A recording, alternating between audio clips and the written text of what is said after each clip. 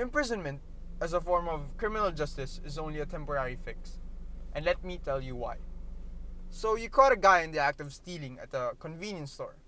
You take him to the department and find out that there are multiple reports of him going places and stealing all kinds of things. He's given a lawyer and the judge asks him, "Why did you do this?" "Our family is poor, Your Honor. I don't have a job, I don't have money, and my family needs to eat." Judge says okay, and he's sentenced to 2.5 years in prison. That time passes by and he's released. He goes home to his wife, asks her, "Where's my son?" She says, "He's in jail. Theft." So now the family has still got nothing to eat. And now he has a criminal record, so he still can't find a job. And so what does he do? He steals once again. Nothing changed. In those 2.5 years, all he got is a beard and one less son. It's a cycle that goes on and on and on and on and on and on. This is most of the world's criminal justice system. 2 out of 3 inmates in most of the world go back to prison just after 3 years of being released due to crimes similar to what they have initially committed. It's called recidivism. It's the act of a person repeating an undesirable behavior after they have experienced a negative consequence of that behavior. This happens because the government doesn't do anything beneficial for the criminal. I know you'll be asking, what? Beneficial? For the criminal? I know it seems a bit backwards, but let's take a look at Norway's prison system. They have less than 4,000 inmates among their population of 5 million people.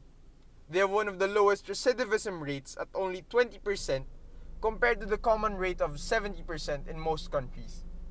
They also have a relatively low level of crime compared to the United States. With this being said, I think it's safe to say that Norway is onto something. Very few citizens go to jail in their country, and most of them only go once. This is because they have a concept called restorative justice. Their prisons maintain as much normality as possible. The inmates don't stay behind bars. They stay in hotel-like rooms and they're friends with the prison guards, and they have tons of activities that they can do in prison. One of their prisons, Halden, even has a recording studio within the premises. What Norway does is they only take out the prisoners' freedom to go outside. Norwegian prison governor Arne Wilson, who is also a clinical psychologist, explains that if we treat people like animals in prison, then they are more likely to behave like animals. Prisoners in Norway are made to go back to society. It is definitely more expensive than just simply locking up the criminals. With anger management programs, more facilities, more comfortable rooms, right on top of the same price we pay from just simply locking them up. I think it's a bit of a stretch for countries like the Philippines, but it definitely is a step towards the right path. So let's have imprisonment and higher punishment reserved for murderers and other criminals who have committed crimes of the same gravity, and focus on the rehabilitation for criminals of lesser crimes. I'm talking about theft or trespassing or not being able to pay your tax. Because most of these people that commit these crimes are only victims of an unfortunate circumstance.